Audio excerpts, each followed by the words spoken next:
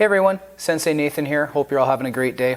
So we're going to do our monthly chat today, and I've got some interesting topics that I thought we would be able to talk about. The thing I wanted to lead with today was how it makes me feel when students need corrections on their exams, how it made me feel when I got needs corrections on my exam.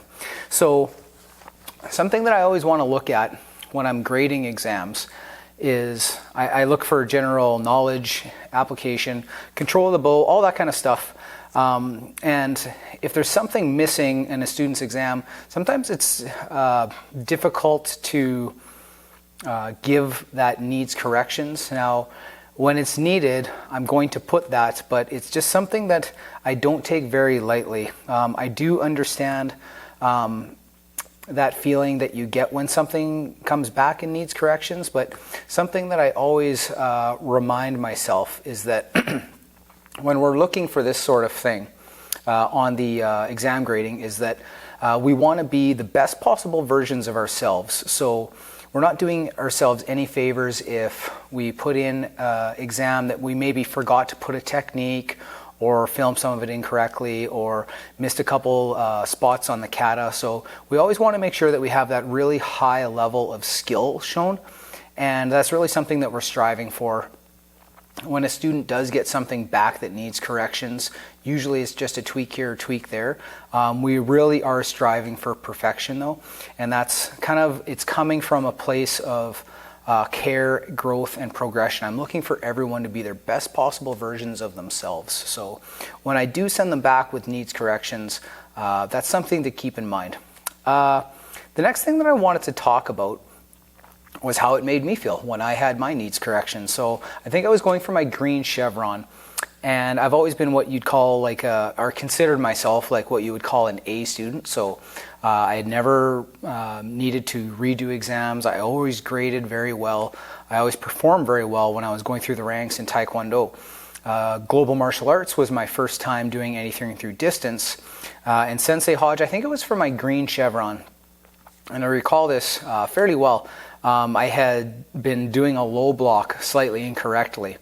And Sensei Hodge had sent it back saying needs corrections, and he had told me what I needed to review and this and that.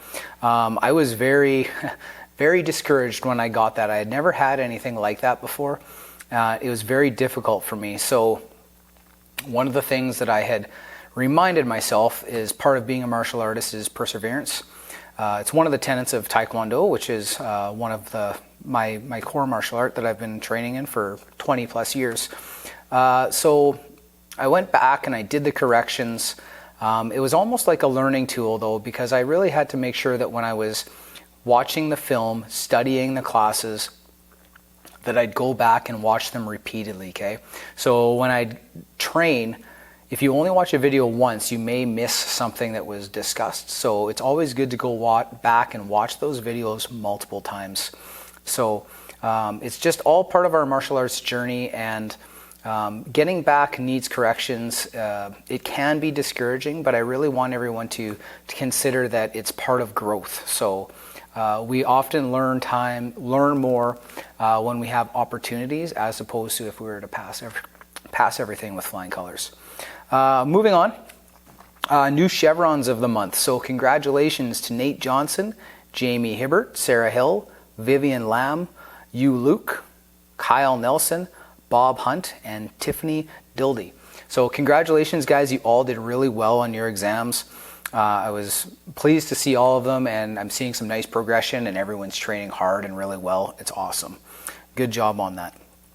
Our student profile of the month is going to be on Jamie Hibbert. So we're just going to go through some of his information that we had requested from him. So Jamie is a huge Star Wars fan. He was so hooked since the age of about 9, so that's his favorite movie. It did encourage him to train with a bow, so that's pretty awesome. He also likes Back to the Future TV shows. He likes Law and Order and Knight Rider. Knight Rider, awesome, sir. Favorite book? So Jamie doesn't really have a particular book that's his favorite.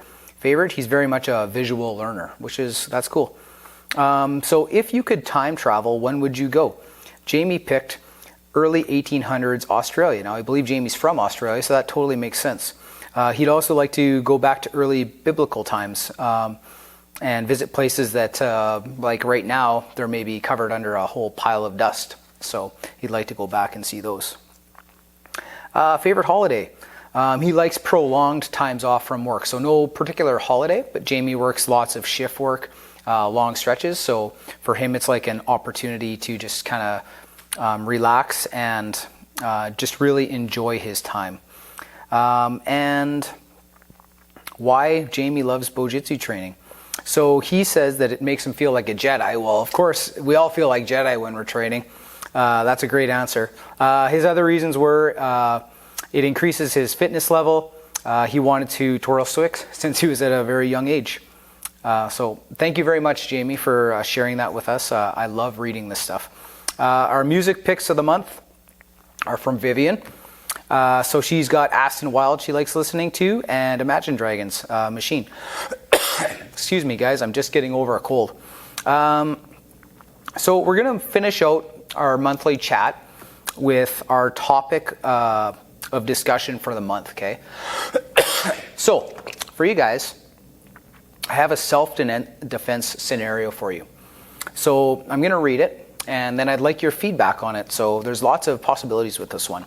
So you're in a social situation. Through a series of events, you find yourself with an equally sized opponent moving towards you with a blunt, elongated weapon. You're in a large room with some space to move around, but no easy exits in sight, based off the speed of the incoming assailant. What strategies would you use?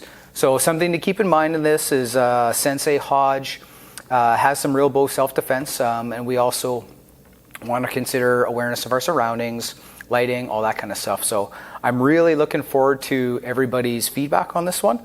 And I do encourage everyone to participate in the discussion. And as always, guys, feel free to message me anytime about your bow training or something that you'd like to share.